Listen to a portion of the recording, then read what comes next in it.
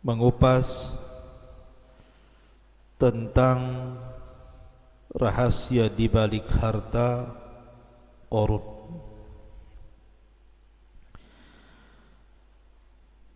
Karena apabila seseorang teringat dengan harta yang terpendam,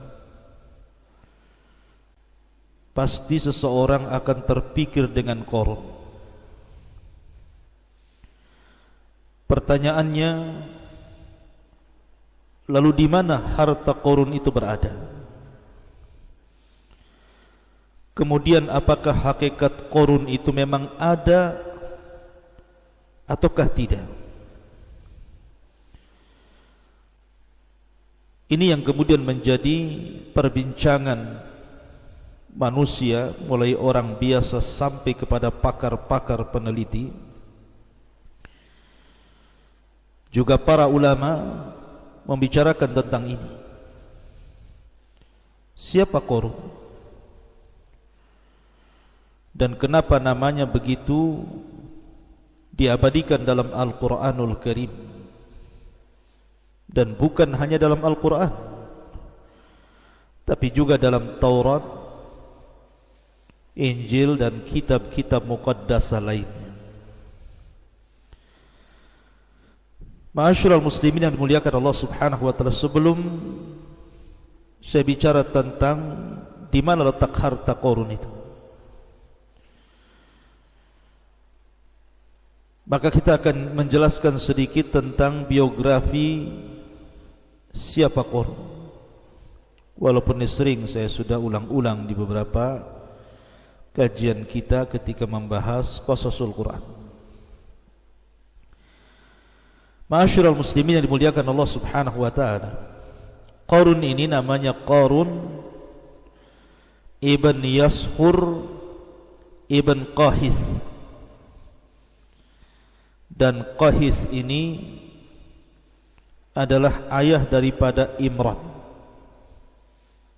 dan Imran adalah ayah daripada Musa. Musa ibn Imran ibn Qahith. Artinya Qarun dengan Nabi Allah Musa alaihi salatu wassalam itu ada kekerabatan. Dia satu di antara anak paman-paman Nabi Musa alaihi salatu wassalam, nasabnya berjumpa di Qahith.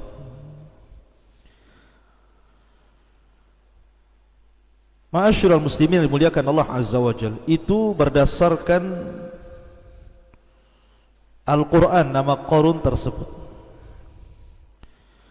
Makanya Muhammad ibn Ishaq ibn Yasar, beliau mengatakan anna Qarun kana ammu Musa. Qarun itu pamannya Nabi Musa. Tetapi kata Ibnu Jarir, wa aktsaru ahli ilmi, kebanyakan ahli ilmi, ala annahu kana ibnu ammi. Dia bukan paman Nabi Musa, tetapi anak dari paman Nabi Musa. Dan itu yang banyak dikuatkan para ulama, seperti riwayat daripada Abdullah ibn Abbas radhiyallahu anhuma, ketika beliau mentafsirkan inna Qaruna kana min qaumi Musa, sesungguhnya Qarun itu adalah bagian dari kaumnya Nabi Musa. Berkata Ibnu Abbas, kana ibnu ammi, karena Qarun itu anak paman Nabi Musa. Dan itu senada dengan yang dikuatkan oleh para mufassirin seperti Qatadah, Malik ibn Dinar, Ibn Jurayz, dan yang lainnya. Ini berdasarkan Islam. Akan tapi kalau kita melihat pada perjanjian lama, maksudnya Taurat, maka Qarun itu namanya Qurah. Qurah ibn Yashar ibnu Qahat ibnu Lawi min abna'i ammi Musa wa Harun. Jadi Taurat memberi nama Qarun itu adalah Qurah ibn Yashar putra Qahat, putra Lawi, dan Lawi termasuk anak-anak paman daripada Musa dan Harun. Menurut versi orang-orang Taurat, orang-orang Yahudi dalam kitab Tauratnya, bahwa Qarun ataupun Qurah ini salah satu daripada ru'asa Bani Israel, pemimpin-pemimpin Bani Israel. Dan ada juga yang mengatakan bahwa Qurah ini memang orang kaya, karena ketika itu ada orang-orang yang sangat memusuhi Nabi Musa alaihi salatu wassalam. Salah satunya adalah Qurah ini, karena melihat bahwa Musa dan Harun itu orang miskin, kenapa pula kemudian diturunkan kepadanya kenabian? Harusnya kenabian itu diberikan kepada orang-orang kaya semisalnya. Kenapa diberikan kepada Nabi Musa dan Harun? Dari situlah maka kemudian hasadlah Qurah ini, akhirnya kemudian membawa teman-temannya datang kepada Nabi Musa alaihi salatu wassalam dan mengejeknya. Maka Musa pun kemudian marah. Akhirnya kemudian Musa pun mengatakan kepada Qurah alias Qarun dan juga kawan-kawannya seperti Dasar, Abira, Aun bin Farid dan yang lain yang disebutkan dalam kitab-kitab itu, kata Musa, karena kalian sudah lancang kepadaku, maka tunggulah azab akan menimpa kalian. Maka di hari ketika azab itu akan ditimpakan kepada Qurah ini, maka Allah memerintahkan Musa untuk membawa orang-orang yang beriman menjauh dari istananya. Maka disitulah kemudian wa khasafna bihi wa bidarihil arda, Allah tenggelamkan istananya seorang-orang yang dalam tanah. Itu versi Taurat. Tapi versi Islam justru terbalik, bahwa Qarun ini adalah orang miskin, dan dia meminta kepada Nabi Musa alaihi salatu wassalam agar diberikan rizki yang banyak dari Allah subhanahu wa ta'ala. Maka akhirnya kemudian Qarun pun yang tadinya fakir dari fuqara Bani Israel, bahkan dia seorang mukmin dengan Nabi Allah Ya'qub, bahkan dikatakan sebagai munawwir, di mana wajahnya bercahaya karena dia memiliki suara indah ketika membaca Taurat, dan disukai oleh Bani Israel karena indahnya bacaan Taurat.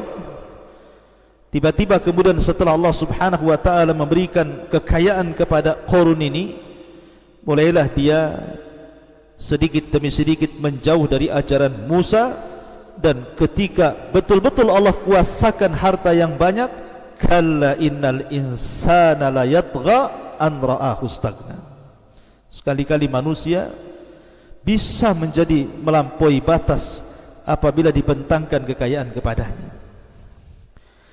Ma'asyiral muslimin yang dimuliakan Allah subhanahu wa ta'ala,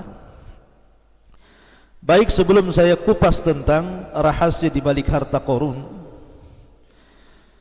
saya ingin membacakan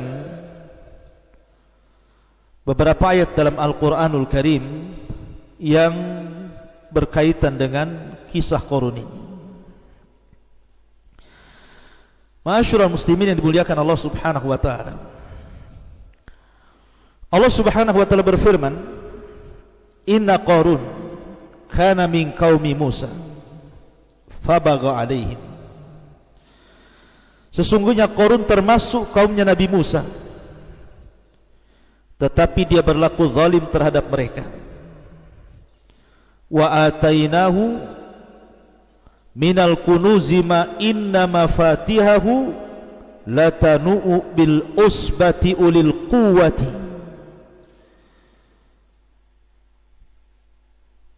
Dan kami telah anugerahkan kepada Qarun pembendaharaan harta yang kunci-kuncinya sungguh berat, dipikul oleh sejumlah orang-orang yang kuat, yang dikatakan oleh sebagian ahli tafsir bahwa kunci-kunci itu, maksudnya kunci-kunci yang dibawa oleh orang-orang kuat dari anak-anak buah Qarun ini, jadi kuncinya saja dibopong oleh orang banyak, saking besarnya. Itu baru cerita kuncinya, belum gudangnya. Maksudnya kuncinya saja sudah sebesar itu, belum gudangnya. Makanya kemudian Qarun ini merasa bangga karena banyaknya harta yang dimilikinya, terutama emas yang dikumpulkannya. Ma'asyiral muslimin yang dimuliakan Allah Azza wa Jalla. Kemudian Allah Subhanahu wa taala katakan dalam ayat selanjutnya, "Idz qala lahu qaumuhu la tafrah innallaha la yuhibbul farihin." Ketika kaumnya berkata kepadanya, maksudnya orang-orang yang berakal, mengingatkan Qarun ini, janganlah engkau berlaga sombong. Sungguh Allah tidak menyukai orang-orang yang membanggakan diri. Wabtaghi fima atakallahu daral akhirah wala tansa nasibaka minad dunya. Dan carilah pahala negeri akhirat dengan apa yang telah Allah anugerahkan kepadamu. Wa ahsin kama ahsanallahu ilaik. Tetapi janganlah kamu lupakan bagianmu di dunia dan berbuat baiklah kepada orang lain sebagaimana Allah telah berbuat baik kepadamu. Ilaika wala tabghil fasada fil ardi innallaha la yuhibbul mufsidin. Dan janganlah kamu berbuat kerusakan di bumi, sungguh Allah tidak menyukai orang-orang yang melakukan kerusakan. Artinya Qarun ini sudah dinasihati oleh orang-orang yang berakal, jangan sombong. Allah tidak suka orang sombong. Carilah dengan kekayaanmu itu negeri akhirat, dan jangan lupakan dari sebagian urusan dunia. Berbuat baiklah sebagaimana Allah telah berbuat baik kepadamu, dan jangan melakukan kerusakan di permukaan bumi. Allah tidak suka dengan orang-orang yang merusak. Jadi indah sekali nasihat ini kepada Qarun. Tapi Qarun ini justru merasa sombong dan mengatakan, qala innama utituhu ala ilmin indi. Subhanallah. Qarun berkata, sesungguhnya aku diberi harta ini semata-mata karena ilmu yang ada padaku. Sebagian para ulama mengatakan, sebenarnya Qarun jadi kaya itu dari mana kekayaannya? Kenapa kemudian Qarun ini dibicarakan umat satu dunia, Yahudinya, Nasraninya, Islamnya, semua berbicara tentang harta Qarun, tentang kekayaan Qarun. Kok bisa Qarun itu jadi kaya raya? Ada yang mengatakan bahwa asal kekayaan Qarun itu karena Qarun itu menguasai Ismul A'zam, nama-nama Allah Subhanahu wa ta'ala yang sangat agung. Seperti dalam nama Asmaul Husna dalam Islam itu kan ada Asmaul A'zam. Ada yang mengatakan Al-Hayyu, Al-Qayyum, ada yang mengatakan Allah. Pokoknya disembunyikan mana satu dari 99 nama ini. Nah, Qarun ini menguasai betul Asmaul A'zam ini, sehingga Asmaul A'zam itu maksudnya kalau orang berdoa pasti dikabulkan. Sehingga karena dia menguasai Asmaul A'zam, seperti kalau kita membicarakan tentang Bal'am ibn Ba'ura, itu juga sama menguasai Ismul A'zam, dimana kalau berdoa mustajab, tidak mungkin ditolak.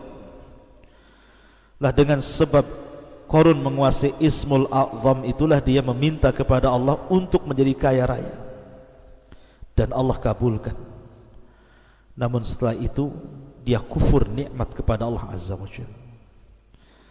Walaupun pendapat ini tentu dibantah oleh para ulama, karena Ismul A'zam itu diperuntukkan bagi orang-orang yang beriman, bukan orang-orang kafir seperti Qarun.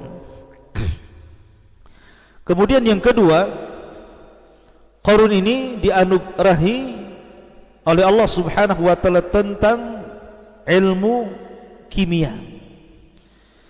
Dia bisa merubah dari sesuatu yang tidak berharga menjadi berharga. Bahkan bahasanya pasir aja bisa dibentuk jadi emas. Bahkan dia membentuk pintunya dari emas murni dan juga kursinya. Tapi pendapat ini pun dibantah oleh para ulama. Maka yang benar apa? Yang benar Qarun kana tajira. Qarun itu jadi kaya karena berniaga. Dan dia tujarul zahab, peniaga emas. Sehingga kemudian lambat laun, dari tadinya Qarun ini orang miskin menurut Islam gitu ya, kalau menurut ahli kitab justru dia sudah kaya. Tetapi kemudian dengan kesibukan berdagang, akhirnya kemudian dia berhasil menjadi orang kaya raya. Dia pun togok melampaui batas, wa takabbara, kemudian sombong kepada Allah Azza wa Jalla. Akhirnya Allah murka kepada Qarun. Jadi itu hasil kekayaan Qarun itu dari tajir. Ma'asyiral muslimin yang dimuliakan Allah Subhanahu wa taala. Kemudian Qarun pun mengatakan, dengan bangganya dia mengatakan, innama utituhu ala ilmin indi. Kemudian Allah katakan, awalam ya'lam annallaha qad ahlaka min qablihi minal qurun man huwa asyaddu minhu quwatan wa aktsaru jam'a wa la yus'al an dzunubihimul mujrimun. Tidakkah dia Qarun itu mengetahui bahwa Allah telah membinasakan umat-umat sebelumnya yang mungkin jauh lebih kuat dibandingkan Qarun dan lebih banyak harta dibandingkan Qarun, dan orang-orang yang berdosa itu tidak perlu ditanya tentang dosa-dosa mereka. Ma'asyiral muslimin yang dimuliakan Allah Azza wa Jalla, Qarun ini kan sangat kaya, suka menggunakan pakaian-pakaian yang syuhrah, yang megah, ingin menunjukkan bahwa dia orang kaya. Sehingga dari penampilan Qarun, dari kekayaan Qarun, dari kebun, dari gudang-gudang harta, dari para pelayan, itu menjadikan pandangan manusia kepada Qarun ini, mereka ingin seperti Qarun. Jadi orang-orang fuqara wal masakin apabila memandang Qarun ini, berangan-angan kapan saya ingin seperti Qarun itu. Makanya Allah mengatakan, falam fakharaja ala qaumihi fi zinatihi qala alladhina yuriduna alhayata ad-dunya ya laita lana mithla ma utiya Qarun innahu ladu haddin azim. Maka keluarlah dia Qarun kepada kaumnya dengan kemegahannya. Orang-orang yang menginginkan kehidupan dunia berkata, mudah-mudahan kita mempunyai harta kekayaan seperti yang diberikan Qarun. Lihat, sungguh dia benar-benar mempunyai keberuntungan yang besar. Terkadang orang menyangka bahwa kemuliaan itu ada pada harta. Mereka salah. Terkadang kemuliaan itu ada pada pangkat jabatan ataupun kedudukan. Terkadang kemuliaan itu ada pada anak-anak yang sukses ataupun kesehatan. Salah. Memang itu semua bisa menyumbang kebahagiaan, tapi bukan segalanya. Lihat Qarun. Allah katakan, wa khassafna bihi wa bidarihi al-ardh. Kami tenggelamkan dan Qarun dan harta-hartanya. Lihat Namrud dibunuh oleh satu ekor nyamuk. Lihat Fir'aun ditenggelamkan di Laut Merah. Lihat Al-Walid ibn Mughirah, Allah ancam dengan masuknya dia ke neraka Saqar. Jadi kebahagiaan bukan dengan harta. Wa qala alladhina utul ilma wailakum thawabullah khairun liman amana wa amila salihan wa la yulaqqaha illa sabirun. Tetapi orang-orang yang berilmu, orang-orang yang beriman, Ketika melihat orang-orang jahil, orang-orang bodoh itu tertarik dengan Qarun, mereka mengatakan, celakalah kalian. Ketahuilah pahala Allah jauh lebih baik bagi orang-orang yang beriman dan mengerjakan kebaikan, dan pahala yang besar itu hanya diperoleh oleh orang-orang yang sabar. Akhirnya Qarun semakin congkak. Mulailah dia takabur dengan hartanya. Ketika datang Nabi Musa alaihi salatu wassalam meminta zakat, karena zakat itu syariat, bukan hanya syariat Islam saja, sebelumnya juga sudah ada syariat zakat. Bahkan rukun Islam itu berlaku kepada semua para nabi dan rasul. Syahadat, salat, zakat, puasa, haji, semua ada. Tapi Qarun bakhil. Dia tidak pernah mensyukuri hartanya. Bahkan yang ada kemudian dia membuat fitnah kepada Nabi Musa. Difitnahnya Nabi Musa alaihi salatu wassalam bahwa dia telah menghamili seorang wanita pelacur. Tiba-tiba ketika dihadirkan wanita itu dan memandang wajah Nabi Musa, dia pun mengaku bahwa dia disuruh Qarun dengan imbalan harta yang banyak. Maka dari sini Allah subhanahu wa ta'ala murka kepada Qarun. Allah katakan, فَخَسَفْنَا بِهِ وَبِدَارِهِ الْأَرْضَ فَمَا كَانَ لَهُ مِنْ فِئَةٍ يَنْصُرُونَهُ min dunillahi wa ma kana minal muntasirin. Maka kami benamkan Qarun bersama rumahnya ke dalam bumi, maka tidak ada baginya satu kelompok yang akan menolongnya selain Allah, dan dia tidak termasuk orang-orang yang dapat mendapatkan pembelaan diri. Maka orang-orang miskin yang pada mula-mulanya kalau melihat Qarun itu pengen seperti Qarun, tiba-tiba mereka mengatakan, wa ka'annallaha yabsutur rizqa liman yasha min ibadi wa yaqdir laula amanna Allahu alaina la khasafa bina wa ka'annahu la yuflihul kafirun. Jadi, duhai benarlah kiranya Allah melapangkan rizki bagi siapa yang dia kehendaki di antara hamba-hambanya, dan membatasi bagi siapa yang dikehendaki di antara hamba-hambanya. Sekiranya Allah tidak melimpahkan karunia kepada kita, tentu dia telah membenamkan kita pula. Duhai benarlah kiranya tidak akan beruntung orang-orang yang mengingkari nikmat Allah itu. Baru sadar mereka. Jadi ketika melihat ada pelajaran besar dari Qarun, baru sadar mereka bahwa bukan itu kemuliaan. Makanya Allah akhiri ayatnya, tilka darul akhiratu naj'aluha lilladina la yuriduna uluwan fil ardi wala fasadan wal aqibatu lil muttaqin. Negeri akhirat itu kami jadikan bagi orang-orang yang tidak menyombongkan diri dan tidak berbuat kerusakan di bumi, dan kesudahan yang baik bagi orang-orang yang bertakwa. Intinya bahwa Qarun pun diazab Allah. Kemudian dirobohkan semua istananya, semua gudang-gudang emasnya, semua pembendaan hartanya, termasuk juga dirinya. Pertanyaannya, ma'asyiral muslimin yang dimuliakan Allah subhanahu wa ta'ala, di mana harta Qarun itu?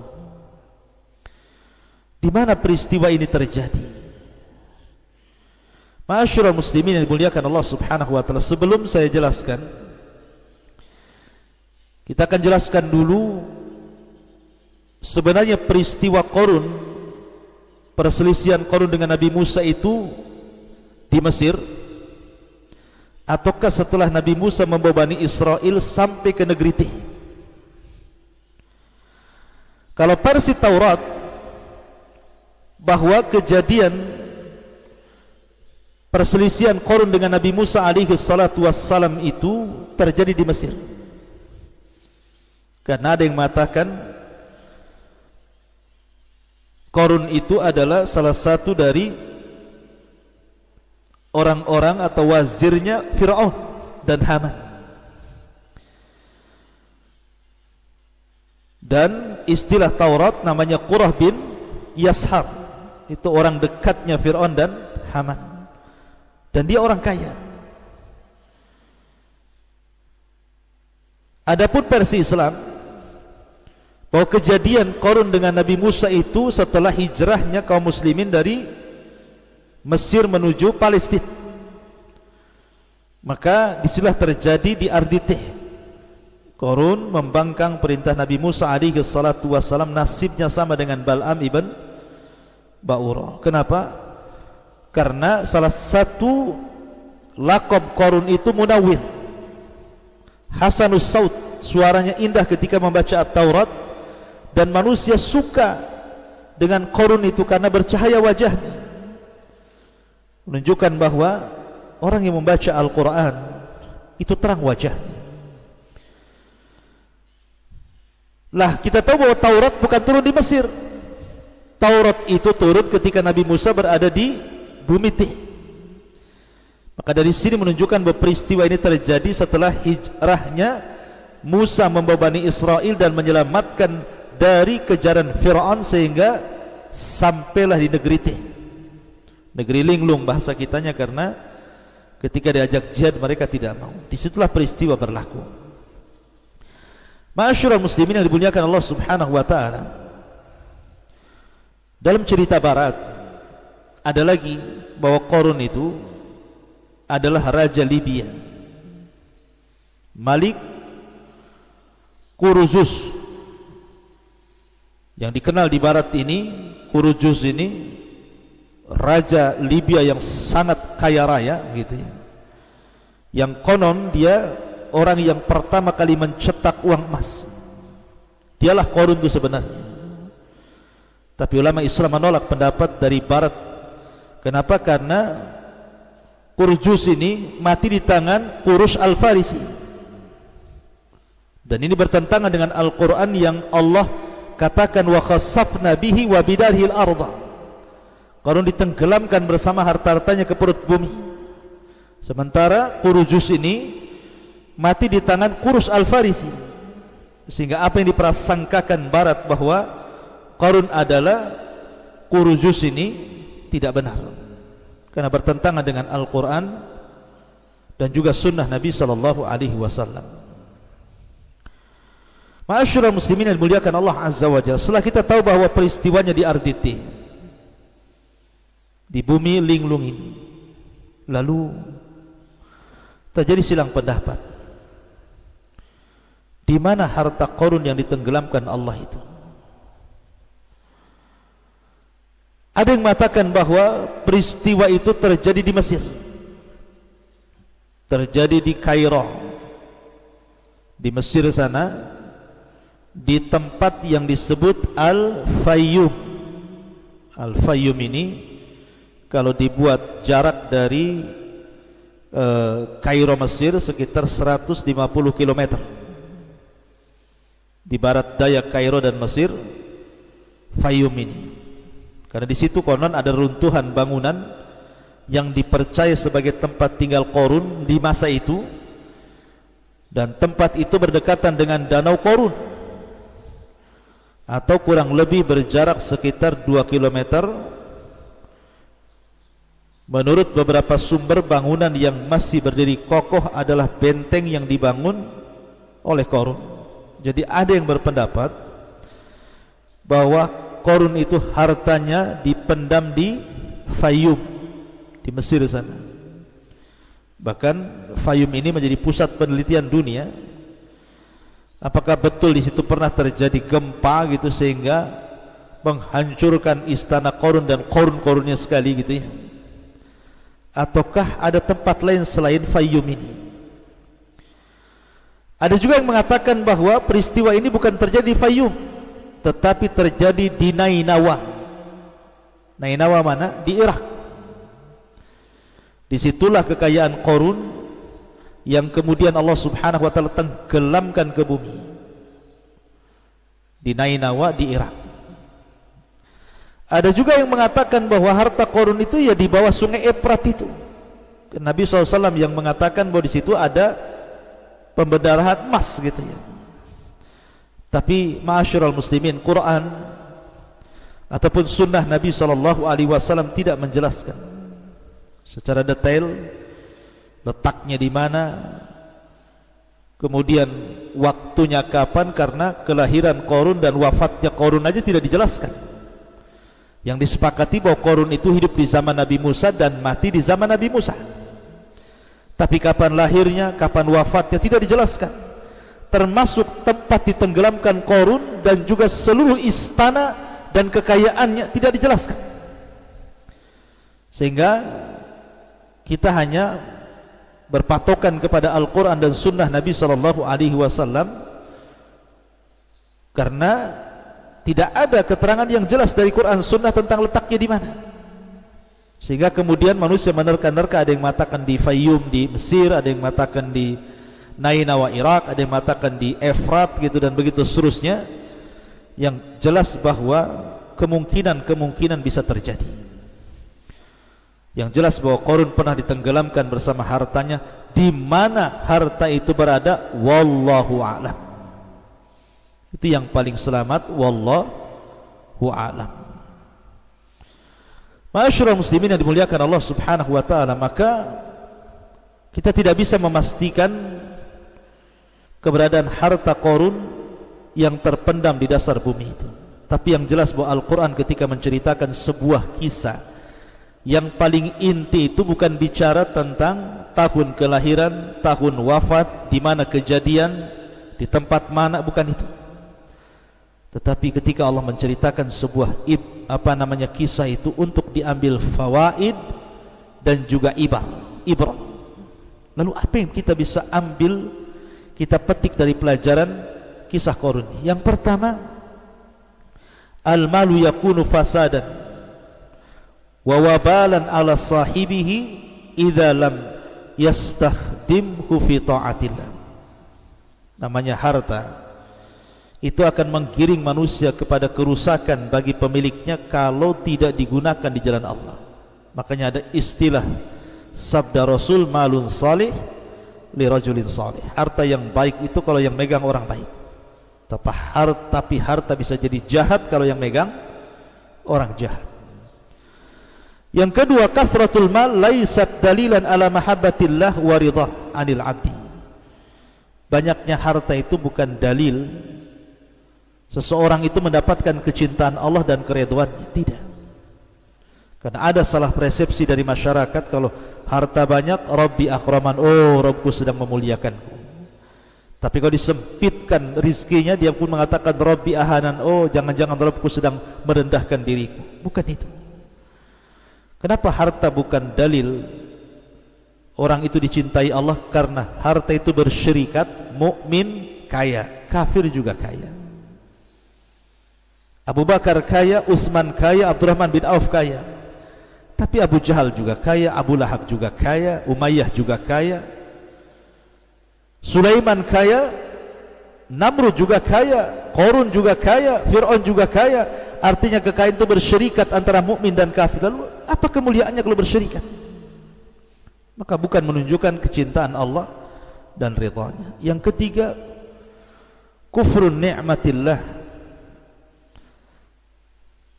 bahwa kufur terhadap nikmat Allah Subhanahu wa taala sababun fi ta'jilil uqubati fid dunya wal akhirah.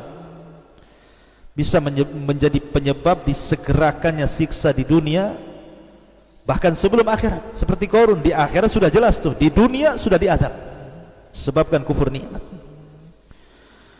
Kemudian yang keempat, Allah yuqaddar al-arzaq li hikmatin balighah. Terkadang Allah menyempitkan rizki kepada seseorang itu karena ada hikmah yang jelas. Karena terkadang kalau ada orang itu dikayakan menjadi dia kufur, makin kufur, ataupun orang dimiskinkan menjadi kufur. Jadi Allah itu terkadang ada maslahat besar. Jadi bersyukurlah. Kemudian yang kelima, al-mal ardun zail wa mata'un mufarid.